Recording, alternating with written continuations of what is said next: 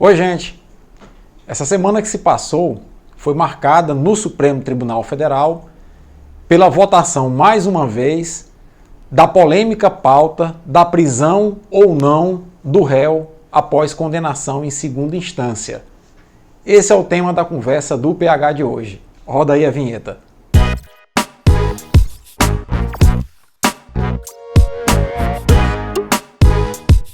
Bom, na verdade, desde 2008, já na campanha ao Senado, que eu vinha defendendo que, na minha concepção, só se poderia iniciar o cumprimento de pena após o trânsito em julgado da sentença condenatória.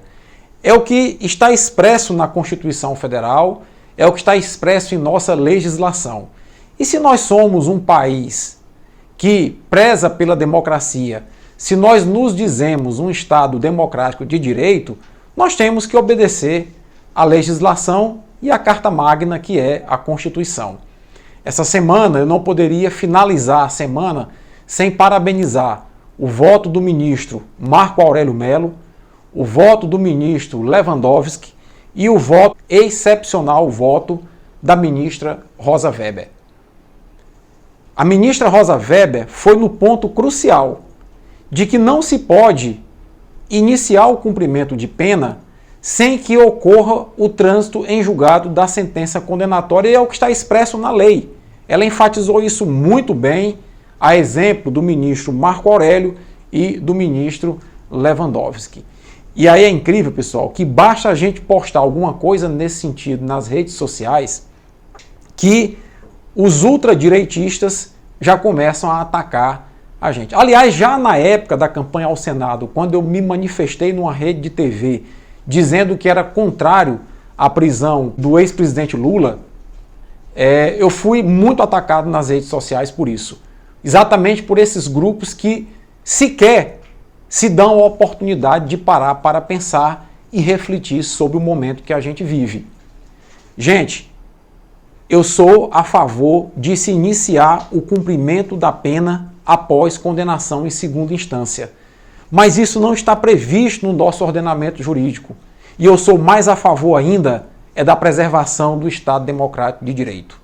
Se nós que defendemos a prisão após condenação em segunda instância não defendermos isso a partir de uma mudança na Constituição e de uma mudança na legislação, nós estamos infringindo completamente o equilíbrio do Estado Democrático de Direito.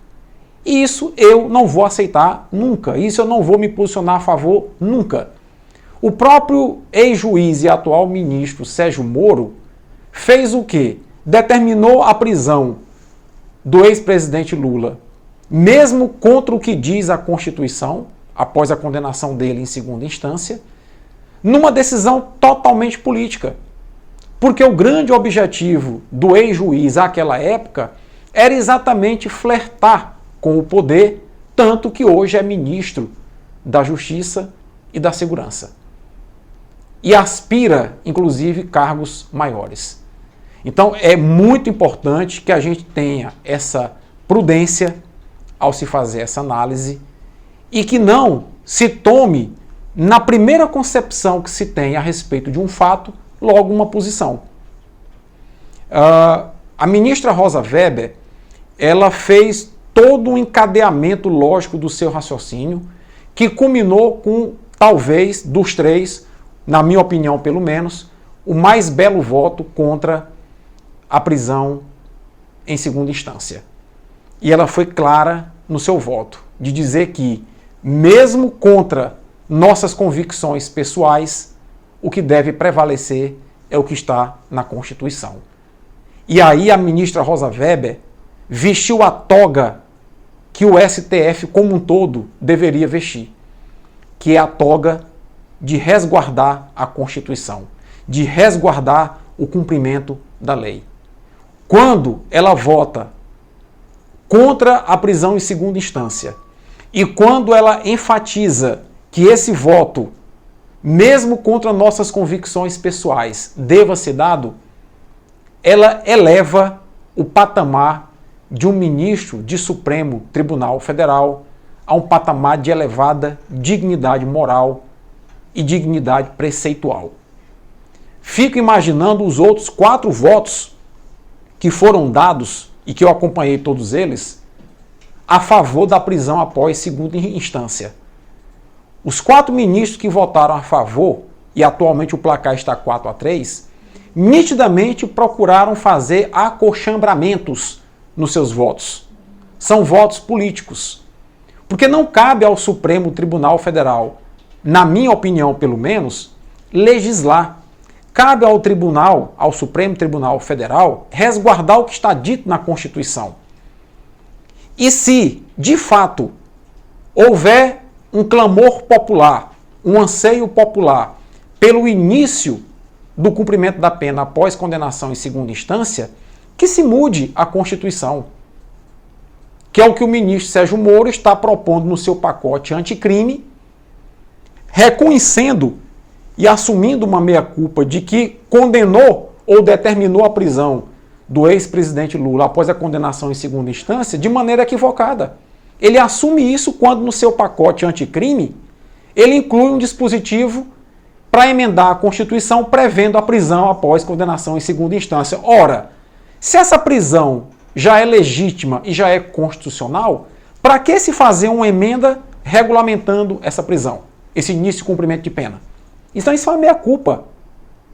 Então, esse tipo de coisa é que a gente tem que se posicionar de maneira muito coerente para que não fique nenhum pensamento desvirtuado em relação ao cumprimento do que diz a nossa Constituição. Porque, repito, um país que não é capaz sequer de seguir sua Constituição não pode aspirar futuro algum. O ex-ministro, ou ex-juiz e atual ministro Sérgio Moro proferiu uma determinação de prisão em segunda instância de maneira arbitrária. E não importa se a grande mídia está dizendo que quase 5 mil presos vão ser postos em liberdade. Não importa. Importa é cumprir o que está dito na Constituição. E se nós achamos que é importante alterar isso, que se altere a Constituição, mas que se dê legitimidade à prisão à segunda instância. E não se faça dela um ato político. O ministro Lewandowski, inclusive, levantou uma questão muito séria, que é o fato de só poder iniciar o cumprimento da pena após trânsito em julgado da sentença condenatória é uma presunção que existe na Constituição de forma expressa e que é cláusula pétrea. Se isso realmente proceder, nem uma emenda à Constituição pode alterar, porque sendo cláusula pétrea, apenas uma nova Constituição poderia prever o início do cumprimento da pena em segunda instância. Eu quero crer que, usando do bom senso, todos nós sabemos que condenados que têm mais poder aquisitivo certamente recorrem anos e mais anos, décadas, até o trânsito em julgado da sentença, protelando o início do cumprimento da pena. Então, esse fato certamente privilegia quem tem mais poder aquisitivo.